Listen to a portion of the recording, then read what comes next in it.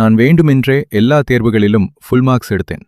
ஒரே காரணம், அந்த 2 சைல்ட்ஹுட் ஃப்ரெண்ட்ஸ் கிட்ட இருந்து கொஞ்சம் தூரமா போகணும் என்பதற்காக. எக்ஸாம் ஹால்ல இருந்து வெளியே வந்த உடனே அவர்கள் இருவரும் என்னை நினைவுபடுத்தினாங்க. ஹே, ஃபர்ஸ்ட் ப்ரெஃபரன்ஸ்ல ஹுவா யூனிவர்சிட்டியை ஃபில் பண்ண மறந்துடாதே. நான் கேஷுவலா சரின்னு தலையசைத்தேன். ஆனா அடுத்த நொடியே ஆயிரக்கணக்கான கிலோமீட்டர் தூரத்துல இருந்த ஜிங் யூனிவர்சிட்டியை செலக்ட் பண்ணிட்டேன். ஃபார்ம் சப்மிட் பண்ணிய உடனே பக்கத்துல இருந்த ஃபோன் திடீர்னு ரிங் ஆனது. ஸ்க்ரீனை பார்த்தேன்.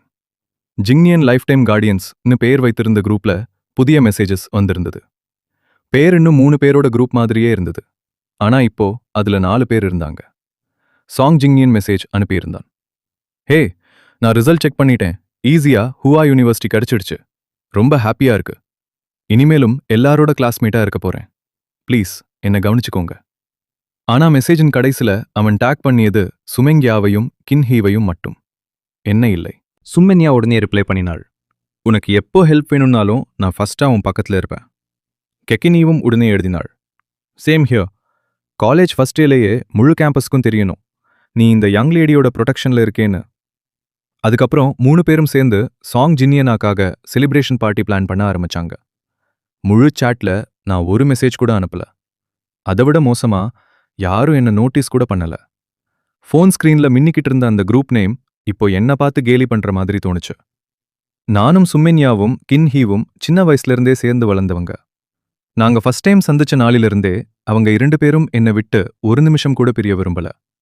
என் 17ஆம் பர்த்டே வந்தப்போ 2 பேரும் ஒரே நேரத்துல என்னிடம் லவ் கான்ஃபஸ் பண்ணிட்டாங்க.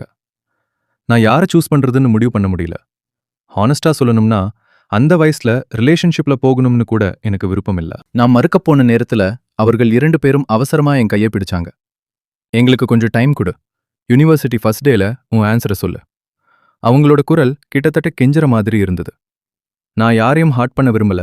அதனால டெம்பரரியா சரின்னு சொல்லிட்டேன். இந்த காலத்துல என் ஃபீலிங்ஸ் என்னன்னு புரிஞ்சுக்கலாம்னு நினைச்சேன். ஆனா அப்போதான் சாங் ஜிங்னியன் எங்க வாழ்க்கைக்குள் வந்தான். அவன் எங்க குடும்பம் ஸ்பான்சர் பண்ற ஏழை மாணவர்களில் ஒருவன். நல்ல கிரேட்ஸ் எடுத்ததால அவன் எங்க ஸ்கூலுக்கு டிரான்ஸ்ஃபர் ஆகி வந்தான். ஆரம்பத்துல அவன் நன்றி உணர்ச்சி காட்டுற மாதிரி மெதுவா என்கிட்ட நெருங்க ஆரம்பிச்சான். நான் அவனை பரிதாபப்பட்டு ஹெல்ப் பண்ண ஆரம்பிச்சேன். அவன் சாப்பிட பணம் இல்லைன்னு சொன்னான். நான் அடிக்கடி என் மீல் கார்டை பயன்படுத்தி அவனுக்கு சாப்பாடு வாங்கி கொடுத்தேன். படிப்புல பின்தங்குறேன்னு சொன்னான். நான் என் நேரத்தை தியாகம் பண்ணி அவனுக்கு கொஸ்டின்ஸ் எல்லாம் எக்ஸ்பிளைன் பண்ணினேன். அவனுக்கு ஃப்ரெண்ட்ஸ் இல்லைன்னு சொன்னான். நான் அவனை சுமென்யாவுக்கும் கின்ஹீவுக்கும் அறிமுகப்படுத்தி என் சர்க்கிளுக்குள்ள கொண்டு வந்தேன். ஆனா வெறும் 3 மாசத்துல அவன் மெதுவா என் இடத்த பிடிச்சிருவான்னு நான் நினைக்கவே இல்லை. குரூப் சாட்ல 4 பேரும் சேர்ந்து ஹுவா யூனிவர்சிட்டி போறோம் என்று பேசுறத பார்த்தப்போ எனக்கு ஒரு குளிர்ந்த சிரிப்பு மட்டும் வந்தது. ஃபோனை கீழே வைத்தேன். வீட்ல இருந்த சுமென்யாவோ மற்றும் கின்ஹியோட நினைவுகள் சம்பந்தப்பட்ட எல்லா பொருட்களையும் எடுத்து தூக்கி எறிய ஆரம்பிச்சேன். கொஞ்ச நேரத்துல ஒரு பெரிய கார்டன் பாக்ஸ் முழுக்க நிரம்பி போச்சு.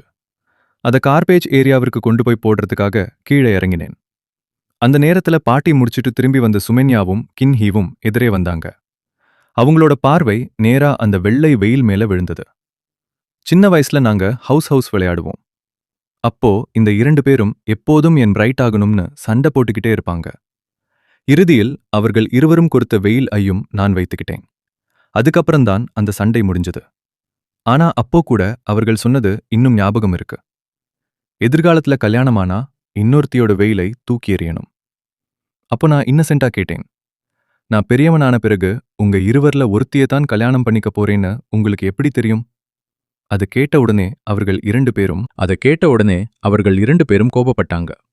நான் கண்டிப்பா அவங்கள ஒருத்தைய தேர்ந்தெடுக்கணும்னு பிடிவாதம் பிடிச்சாங்க. ஆனா இன்று நான் அந்த வெயிலை மட்டும் இல்ல, அவங்களை நினைவுபடுத்துற ஒவ்வொரு பொருளையும் தூக்கி எறிஞ்சிட்டேன். அதை பார்த்த உடனே 2 பேரும் பதறிப்போய் என்னை நோக்கி ஓடி வந்தாங்க. ஏன்? கின்ஹு என் கையை பிடிச்சுக்கிட்டு கேட்டாள். நாங்க கொடுத்த கிஃப்ட்டுகளை ஏன் தூக்கி எறிகிற?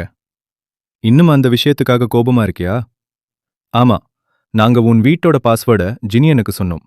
ஆனா அவன் உன் ஃப்ரெண்ட் தானே, அதுல என்ன ப்ராப்ளம் இருக்குன்னு நினைச்சோம். அவன் உன் பொருட்களை யூஸ் பண்ணியிருந்தாலும் அதுக்கான பணத்தை நாங்க டிரான்ஸ்ஃபர் பண்ணிட்டோமே. நீயும் அந்த பணத்தை வாங்கிட்டியே. எப்போதும் அமைதியா பேசுற சுமென்யாவோட குரல் கூட லேசா நடுங்கிச்சு. ஜினியன், இவ்வளவு சின்ன விஷயத்துக்காக இவ்வளவு கோபப்படுறது சரியில்லை. ஆனா எல்லாத்தையும் தூக்கி எறியணுமா? அது ரொம்ப எக்ஸ்ட்ரீம் இல்லையா? நான் அவங்கள அமைதியா பார்த்தேன். எனக்காக பார்த்தா அவங்க என் நம்பிக்கையை உடைச்சது ஒரு பெரிய விஷயம். ஆனா என்கிட்ட இருந்த அவங்களோட பொருட்களை தூக்கி எறிஞ்சதுதான் அவங்களுக்கு தாங்க முடியாத விஷயமா இருந்தது. நான் சீக்ரெட்டா யூனிவர்சிட்டி ப்ரிஃபரன்ஸை மாத்திட்டேன். அது கூட அவங்கள விட்டுட்டு நிரந்தரமா தூரமா போகணும்னு முடிவு பண்ணி. இந்த உண்மையை இப்ப சொன்னா அவங்க உண்மையாவே பைத்தியமாயிடுவாங்க. நான் ஃப்ளாட்டா சொன்னேன். நான் கோபமா இல்ல. அந்த பொருட்கள் எல்லாம் ஈரம் ஏறி கெட்டு போச்சு. அதனால தான் தூக்கி எறிஞ்சேன். 2 பேரும் என் கண்களை நேரா பார்த்தாங்க. நிஜமாவே கோபமா இல்லையா? நான் தலையசைத்தேன். இல்ல. எப்படியோ எதிர்காலத்துல நமக்குள் எந்த ரிலேஷன்ஷிப்பும் இருக்க போறதில்ல. அப்புறம் கோபம் வைத்து என்ன பயன்? அந்த வார்த்தையை கேட்ட உடனே 2 பேரும் வெளிப்படையா ரிலாக்ஸ் ஆனாங்க. கெட்டு போயிருந்தா தூக்கி எறிஞ்சது சரிதான். பிறகு நாங்க உனக்கு புதுசா வாங்கித் தரோம். நான் எதுவும் பேசல. சும்மா சொல்லிட்டு திரும்பி நடந்தேன். அடுத்த சில நாட்கள் சும்மென்யாவும் கின் ஹீவும் என்ன பார்க்க வரல. ஆனா சாங் ஜிங்யனோட தொடர்ந்து வந்த அப்டேட்ஸ் மூலமா எல்லாம் எனக்கு தெரிஞ்சுக்கிட்டே இருந்தது. அவங்க 2 பேரும் அவனோட கிராஜுவேஷன் விஷ் லிஸ்டை கம்ப்ளீட் பண்ணிக்கிட்டு இருந்தாங்க. முதல் தடவையா அமேஸ்மெண்ட் பார்க்க போறது, பிளானட்டேரியம் பார்க்கறது, புத்தகத்துல மட்டும் பார்த்த கிரேட் வாலை நேர்ல பார்க்கறது.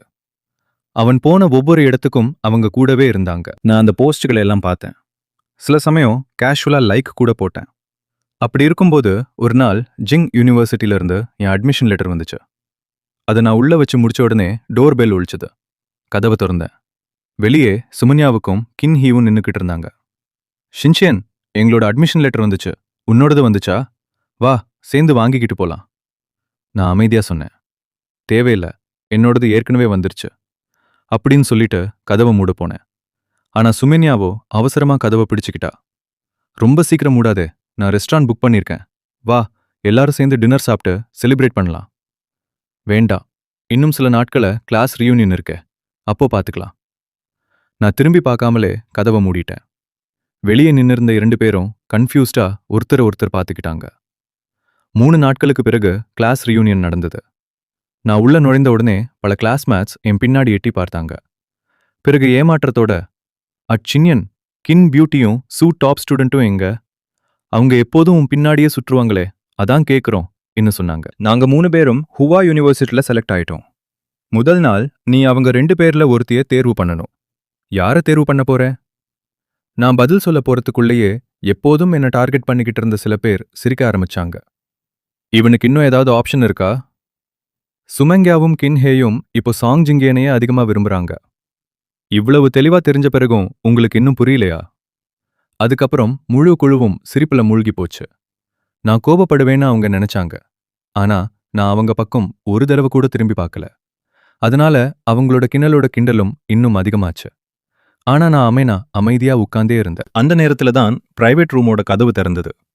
சுமெங்யாவும் கின்ஹேயும் சாங் ஜிங்கியனோட இருபுறமும் நின்னிருந்தாங்க. அவனை பாதுகாக்கிற மாதிரி இருந்த அந்த காட்சி எல்லாரோட கவனத்தையும் ஈர்த்தது. என்னை பார்த்த உடனே சில பேர் மீண்டும் சிரிக்க ஆரம்பிச்சாங்க. பாருங்கடா அவன, ஸ்கூல் பியூட்டியும் ஜீனியஸும் இப்ப அவனை முழுசா இக்னோர் பண்றாங்க. ஆனாலும் இவனோட ஆட்டிடியூட் மட்டும் குறையல. ஆட்டிடியூட் இல்லடா, கைவிடப்பட்ட நாய போல இருக்கான். ஆமா, சரியான ஸ்ட்ரே டாக் மாதிரியே இருக்கான்.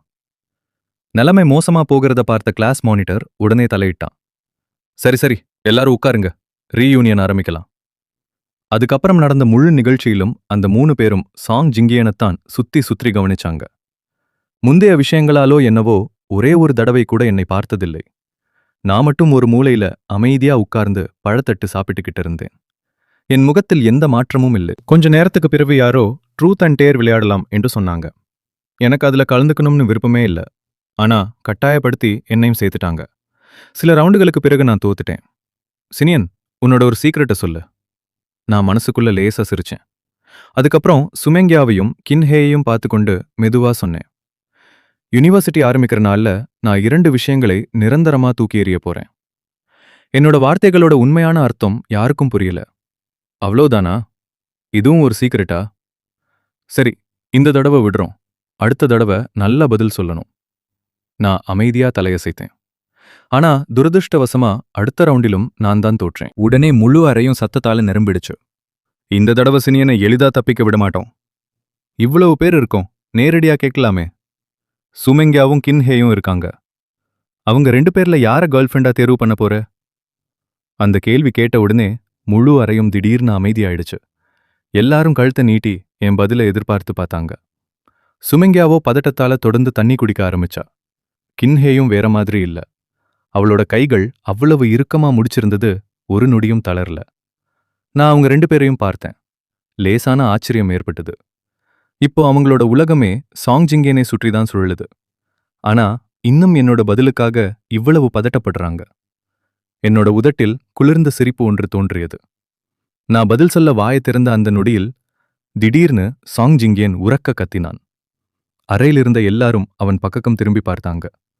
அவன் கையிலிருந்த மது கண்ணாடி கீழே விழுந்து முழு பானமும் அவனோட ஆடைகள் மேல் சிந்தியிருந்தது. மதுபானம் முழுக்க அவன் ஆடைகள் மேல் சிந்தியிருந்தது. சுமெங்கியாவும் கின்ஹேயும் முகபாவனைகள் உடனே மாறின. ஒருத்தி அவன் மேல் போட்டிருந்த ஜாக்கெட்டை சரி செய்தாள். மற்றொருத்தி உடனே வழியை காலி பண்ணி அவனை உடை மாற்றிக்கொள்ள அழைத்துச் சென்றாள். நடுவிலிருந்த கேம் அப்படியே நின்று போனது. ஏன்னா எல்லாரோட கவனத்துக்கும் மையமாயிருந்த நபரே வெளியே போயிட்டாரு. அதுக்கப்புறம் யாருக்கும் விளையாடுற மூட் இல்ல. சில பேர் மெதுவா நாங்க கிளம்புறோம்னு சொல்ல ஆரம்பிச்சாங்க. ஆனா கிளாஸ் மானிட்டர் உடனே எழுந்து, ஏய் இன்னும் போகாதீங்க, டீச்சர்ஸ் நிறைய ஃபயர் ஒர்க்ஸ் வாங்கி வச்சிருக்காங்க, எல்லாரும் சேர்ந்து ரிவர் சைடுக்கு போய் பட்டாசு வெடிச்சு நம்ம புதிய வாழ்க்கையை செலிப்ரேட் பண்ணலாம்னு சொன்னான். அது கேட்டதும் கிளம்ப போறதா சொன்னவங்களும் அமைதியா உட்கார்ந்துட்டாங்க. நீண்ட நேரத்துக்கு பிறகு சாங் ஜிங்கியன் திரும்பி வந்தான். அவனோட கூட சுமெங்கியாவும் கின்ஹேயும் வந்தாங்க. அவன் போட்டிருந்தது ஒரு காஸ்ட்லியான கஸ்டம் மேட் சூட். அது சுமெங்கியாவே வாங்கி கொடுத்திருந்தா. அவன் காலில் இருந்தது லிமிடெட் எடிஷன் ஷூஸ். அது கின்ஹே கிஃப்டா கொடுத்திருந்தா. அந்த ஷூஸோட விலையை விட அதோட ரேரிட்டி தான் மார்க்கெட்ல அதிகமா பிரபலமா இருந்தது. அவனை பார்த்ததும் சுற்றி இருந்தவர்கள் மெதுவா கிசுகிசுக்க ஆரம்பிச்சாங்க. வாவ், இவன் ரொம்ப லக்கிடா, நமக்காகவும் யாராவது இவ்ளோ பண்ணியிருந்தா நல்லா இருந்திருக்கும். அவங்களோட குரல்ல பொறாமையும் ஆச்சரியமும் கலந்திருந்தது. ஆனா நான் மட்டும் ஒரு தடவை அவன் பக்கம் பார்த்தேன். அதுக்கப்புறம் எந்த ஆர்வமும் இல்லாத மாதிரி பார்வைய வேற பக்கம் திருப்பிக்கிட்டேன்.